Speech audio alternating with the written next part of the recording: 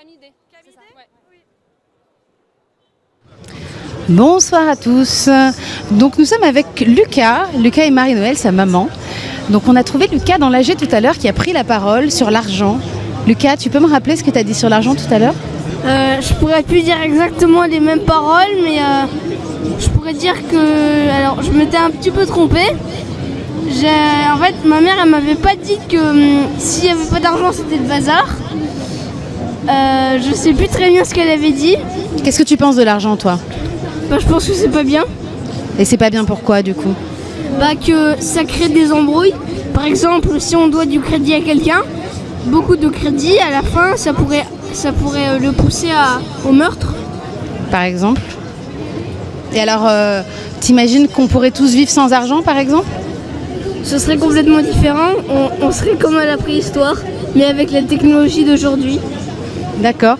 Du coup, on va passer la parole à ta maman. Bonjour Marie-Noël. Bonjour. Comment ça se fait que ce petit Lucas, il a ce raisonnement sur l'argent du coup ? Je crois que quand il était tout bébé déjà et qu'on allait faire des courses, je lui ai expliqué qu'est-ce qui était la bonne nourriture et la mauvaise nourriture. Ça a été vraiment ça la base. Et de lui faire comprendre, quand je répondais à ces questions, pourquoi je prenais pas ce poulet-là, pourquoi je prenais pas ces gâteaux-là. Parce que dans ces gâteaux, il y a des additifs qui te rendent addict, parce qu'ils sont mauvais pour ta santé. Et Lucas me demandait, mais pourquoi on les fabrique dans ces cas-là ? Pourquoi on nous vend C'est une super question. Pourquoi on nous vend de la saloperie pareille ? Et je lui ai expliqué que c'était les industriels qui voulaient faire du fric, toujours plus de fric, toujours plus de fric. Et puis pareil pour les médicaments, les laboratoires pharmaceutiques, toute cette monstruosité-là, quoi. Et du coup, il a compris ?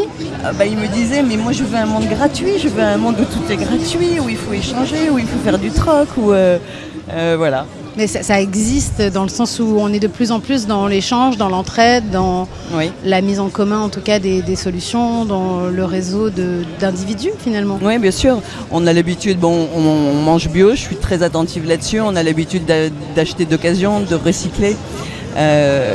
Et maintenant, c'est vrai qu'il faut vivre avec tous nos paradoxes.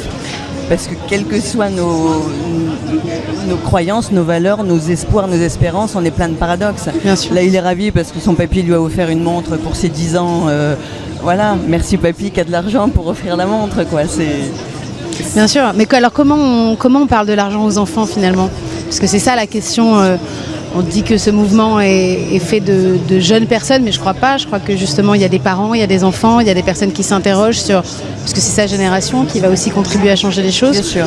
C'est important aujourd'hui de parler de l'argent, des règles qui nous sont imposées aujourd'hui.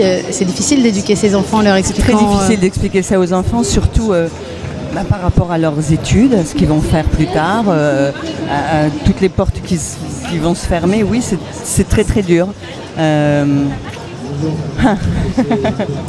C'est très très difficile. Tu veux faire quoi comme métier quand tu seras plus grand, toi ? Aucune idée, je sais pas. Est-ce que tu as envie de travailler quand tu seras plus grand ? C'est des questions... À 10 ans, je pourrais pas répondre à ça. Non, mais il y a des enfants qui à 10 ans te disent... je sais pas, moi j'ai envie d'être astronaute, j'ai envie d'être pompier, enfin il y a plein de choses, c'est un peu cliché, mais parfois on a des envies. Moi à 10 ans j'avais envie d'être archéologue, des fois on a des attirances quand même vers des choses. Non, plus rien. Là t'as plus envie de travailler. J'ai plus aucune ambition. Mais c'est super. En fait il veut vivre. Oui. Ouais. Je suis pour le revenu universel.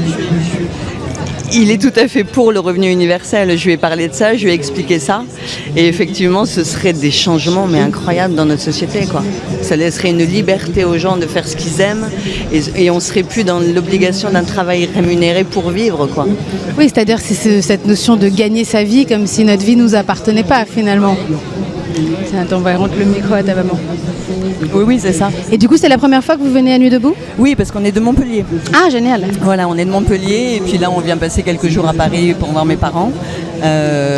Donc c'était évident qu'on irait place de la République, vous rencontrer, voir ce qui se passe. Mes parents étaient terrorisés de savoir que je venais là, évidemment.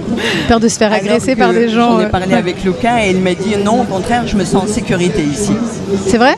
Tu te sens en sécurité ici ? Je me sens en sécurité et j'aimerais bien savoir où est-ce qu'ils tournent les images où on voit de la violence. Moi aussi, j'aimerais bien. En tout cas, c'est pas ici, ça c'est sûr. Moi, je vote pour Luca aux prochaines élections. Un problème, je m'y présenterai pas. Moi, j'adore Luca. Je veux qu'on retrouve Luca bientôt. En tout cas, bon retour à Montpellier. Allez voir Nuit debout à Montpellier. Peut-être qu'il y a des choses là-bas. Ça s'organise très très faiblement encore, mais ça s'organise. Ok. On va retourner à l'AG et on vous dit à tout à l'heure. Ensuite, ce sera Clément et l'orchestre debout. Je ne t'entends pas.